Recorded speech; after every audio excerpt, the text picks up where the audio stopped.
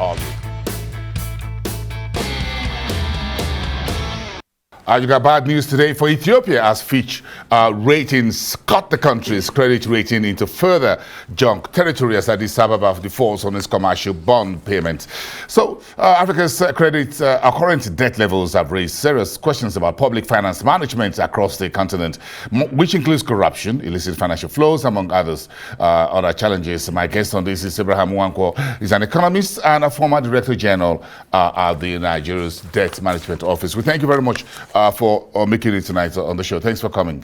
My pleasure. We appreciate that. Let's talk about the key issues around public finance. You spent the whole day talking about last few days discussing this year. So why is public finance such an issue when you talk about sovereign debt in Africa?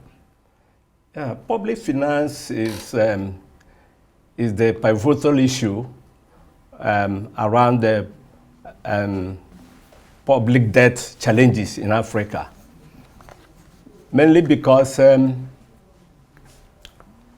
you can trace the challenge of public debt to the issues around public finance crisis, fiscal crisis, and essentially you are talking of invariably irresponsible fiscal management in most African countries.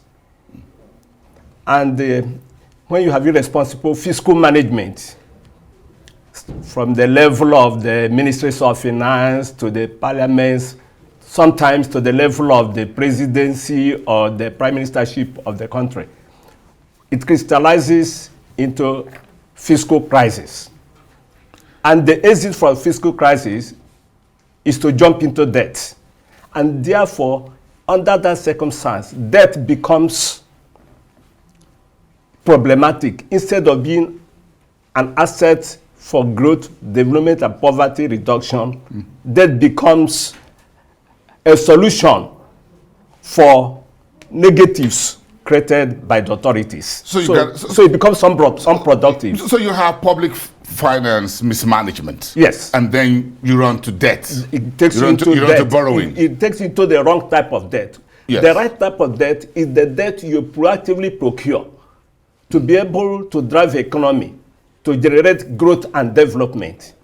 But much of the African debt is the debt you incur because the fiscal authorities have mismanaged the public finances in such a way that you now need to borrow to be able to sustain the economy, to prevent the economy from total collapse. So why is this such a problem, public finance mismanagement? Why is this such a big problem for commodity resource-based African economies, those who are commodity exporters? Why is it particularly so? Yeah, it has to be particularly problematic because there is a tendency for irresponsibility, for irresponsible public finance managers to become even more irresponsible when they have commodities, quit their exports, and then gain foreign exchange. Of course, when you gain foreign exchange or revenue simply by exporting commodities, what you are really deriving is essentially rent. And when it comes to rent, you collect rent, you have not sweated for it, and in societies where the public is not in a position or so ignorant, they're not going to hold you accountable. So you mess up the revenues from the commodities. So what it means is that for commodity-rich countries, if they unfortunately, in addition, have irresponsible public finance managers, the irresponsibility gets deeper, and the mess gets deeper. So there's now a culture of corruption, of mismanagement, of rent-seeking, and all that. So that's why it is more problematic in commodity rich countries. But interesting, therefore, when you talk about those who are in charge of our public finances, whether they are those who prepare the budget, public servants or civil servants, those who prepare the budget, those who are in charge of accounting for public, those commodity research revenue and exports and what have you, what needs to change? What are the kind of a training that you impart into these folks from across Africa who were in Abuja this week? Now, what I'm a member of faculty of the Public Finance Management Academy of the African Development Bank.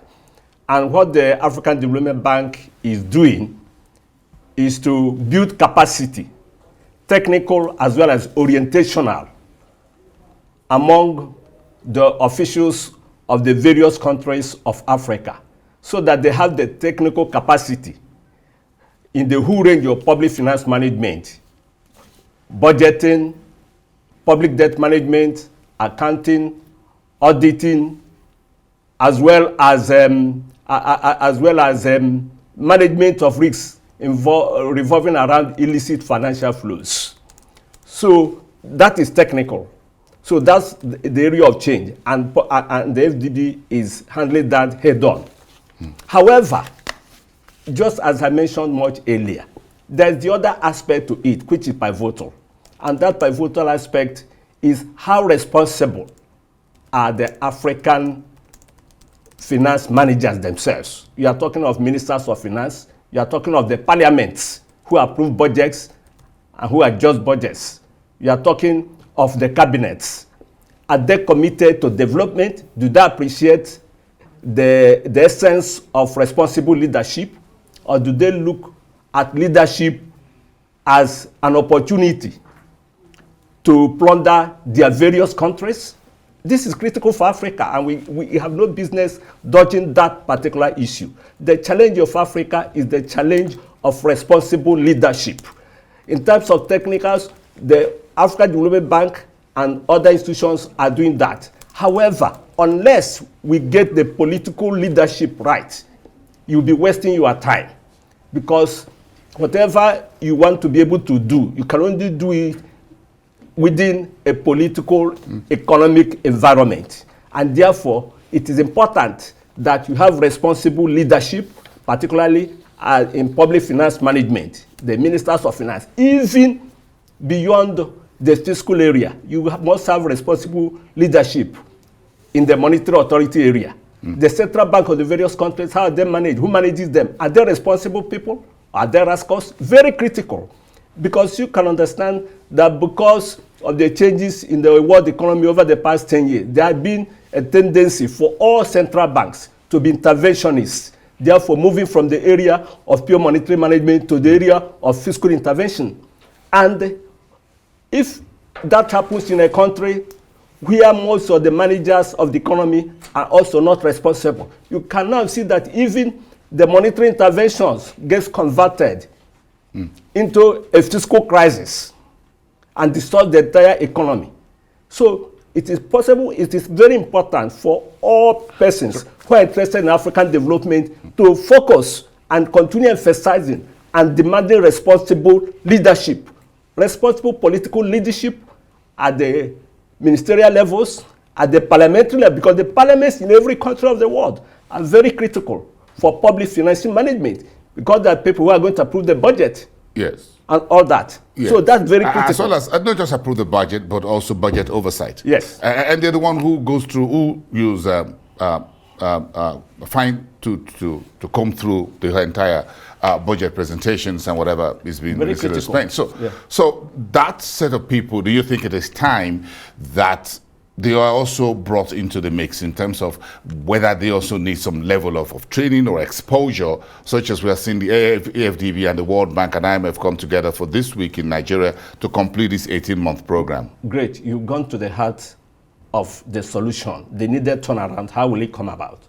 Apart from capacity building for public officials, for debt managers, for budget officials and all that, it is important for the AFDB to also focus on the policy makers, on ministers, on presidents, on the parliaments. And I'm happy that if you go to the website of the African Development Bank and other documents, you find out that they also focus on that in terms of policy dialogue, where they engage policy makers at various levels to be able to also help to reorientate them. Apart from equipping them technically, they also try to appeal to their sense of commitment and responsibility.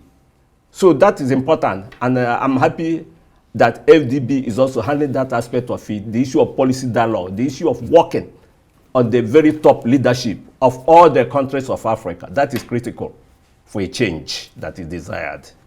All right. Well, thank you so much for your insight on this very public finance management in Africa. Thank you so much, Abraham Nwankwo, economist and a former Director General at the Nigeria's Management Office.